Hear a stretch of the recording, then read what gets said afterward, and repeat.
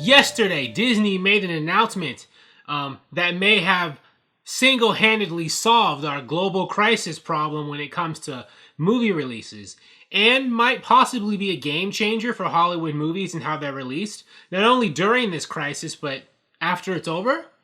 Maybe, and I think it could affect how Wonder Woman 1984 is released in October, or beyond. I'm still not sure if Warner Brothers is actually going to release Wonder Woman 1984 on October 2nd, that weekend like they originally said. But first, let's get into Disney and how it might impact everybody else, the rest of Hollywood. Yesterday they announced that Mulan, one of the movies that was supposed to be one of the huge movies of this year in traditional theatrical release, is going to have a unique release strategy. But it's basically going to be released in theaters where theaters are open, but also at the same time, basically the same day it's released in theaters, also be released as premium video on demand on Disney Plus, basically as a Disney Plus upgrade. You have to have Disney Plus to watch Mulan online. You will have to have Disney Plus to watch Mulan online. But you're going to have to pay an additional price to watch it as an upgrade, like $29.99, basically $30. You can see Mulan on Disney Plus, but you got to pay that $30 fee. If you already subscribed to Disney Plus, you're not going to be able to see Mulan automatically at no additional charge. You got to fork over that cash. That's supposed to happen the same day digital and theatrical release. I think around September 2nd or 3rd. The same weekend, by the way, that Warner Brothers' Tenet is supposed to come out or start coming out in theatrical release. I think Warner Brothers wants to do like a phased rollout with Tenet because certain theaters around the country are open, but others aren't. And I think they just want to release Tenet in phases, like in this round of countries that are open, where theaters are open, and then the next round, etc., etc., etc. That was Warner Brothers' plan with Tenet. And then Disney did this. They dropped this bomb. And this could be, the strategy. If this for Mulan works out, could be the strategy for how everybody releases their big tentpole movies while all this is going on. Just same-day digital download, but also in whatever theaters are open. If people are willing to risk going to theaters with a mask on or without a mask on and braving, getting sick. I'm sure you know some people, and maybe you yourself are someone who doesn't think that this global crisis is that big of a deal. You don't think you're going to get sick. You don't know anybody who's gotten sick, like all those people in Florida and stuff. So, maybe you're cool with seeing Tenet in theaters or Mulan in theaters or whatever, but a lot of other people are not. Now, I've been seeing online, there are a lot of people already who are balking at having to pay $30 on, for a digital download or digital viewing. I don't think you download it, you just watch it. It unlocks on Disney Plus. But like $30 to watch a movie that ordinarily wouldn't cost that much if you were to see it opening weekend in a theater.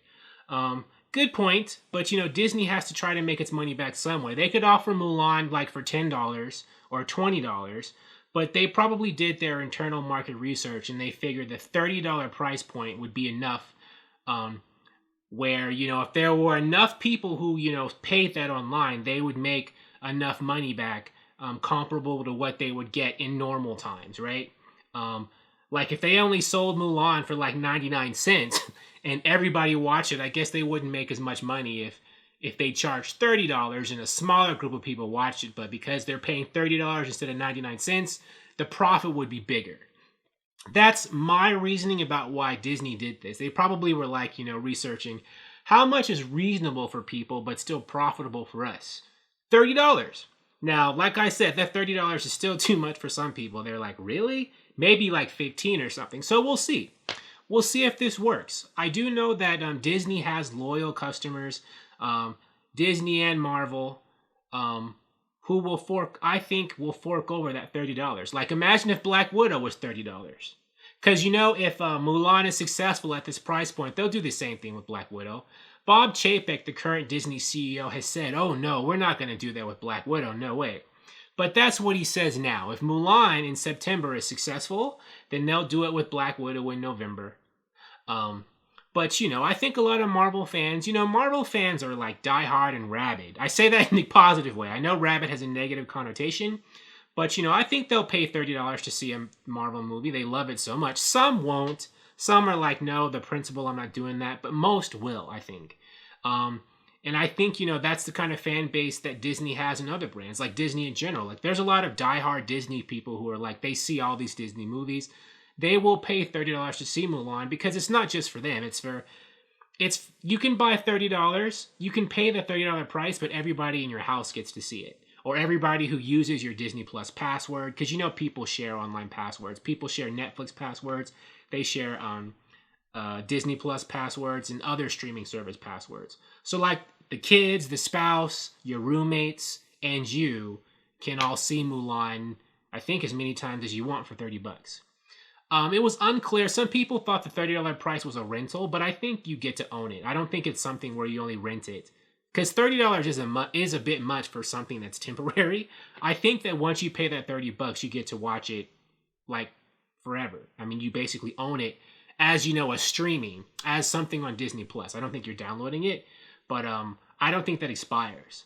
I could be wrong, but I don't think so. But if this is successful, I think this could be the way all studios do it.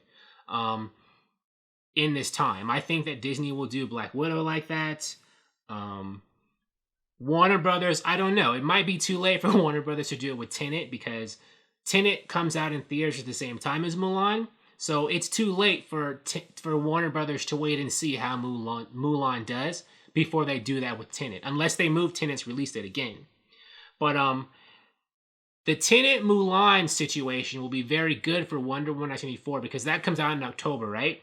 So Warner Brothers can look at the weekend where Mulan comes out at the same time as Tenet and see how Mulan does and how Tenet does, and based on that data, decide how they'll do Wonder Woman 1984. Like if Tenet crashes and burns and fails, then they are not going to take that same risk with Wonder Woman and put Wonder Woman in theaters only because they wouldn't want the same thing to happen to Tenet. But if they see that Mulan is successful, we're making all this money online on top of whatever it makes in theaters, they might be like, well, we'll do Wonder Woman 1984 that way. We'll just put it in theaters where theaters are open, but also offer it as like video on demand. Either just like regular, like, with iTunes, YouTube purchase, the way regular video on demand movies are bought right now, places like that. Or they'll follow the Disney Plus model and make it something that's an upgrade for HBO Max, right? Like you have to subscribe to HBO Max, but if you pay this upgrade fee, you get to see Wonder Woman 1984 the opening weekend. Now, it might be risky because HBO Max, unfortunately, is not as hot as a service as Disney Plus. There aren't that many people on HBO Max, unfortunately. So Warner Brothers might feel that putting it on as an HBO Max upgrade might not yield the same kind of results, unless they feel a lot of people will subscribe to HBO Max just to see Wonder Woman 1984. Like maybe they'll use Wonder Woman as a lure.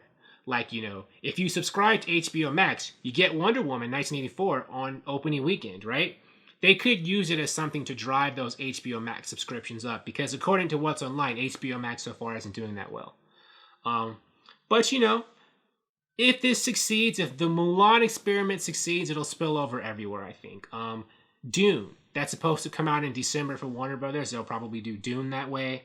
There's probably some other movies I'm thinking of, big movies that might be released this year that they'll do the same way. I think that this Mulan experiment could benefit all the remaining blockbusters this year if it works, except for poor Tenet, because poor Tenet is already locked and loaded to go, but maybe Tenet will be successful.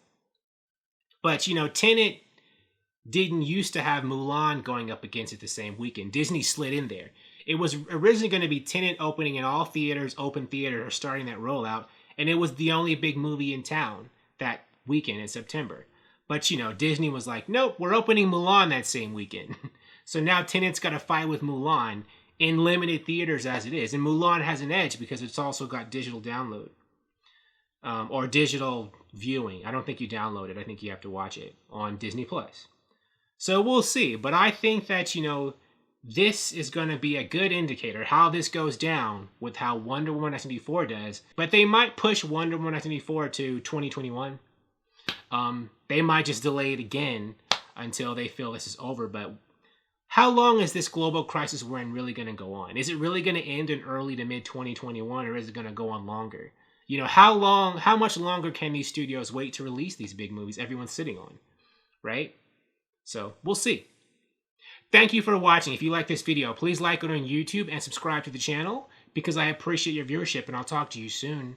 Bye.